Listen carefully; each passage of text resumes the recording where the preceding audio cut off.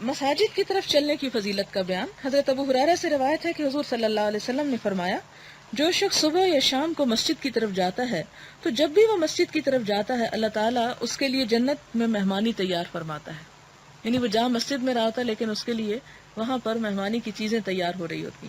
حضرت ابو ہریرہ رضی اللہ تعالیٰ عنہ سے مروی ہے کہ حضور صلی اللہ علیہ وسلم نے فرمایا، جو شخص اپنے گھر میں طہارت حاصل کرے اور پھر اللہ تعالیٰ کے گھروں میں سے کسی گھر یعنی مسجد کی طرف جائے تاکہ اللہ تعالیٰ کے فرائض میں سے کوئی فرض ادا کرے، تو اس کے مسجد کی طرف اٹھائے ہوئے قدموں میں سے ایک قدم پر اس کی ایک خطا معاف ہوگی اور دوسرے قدم پر اس کا درجہ بلند ہوگا۔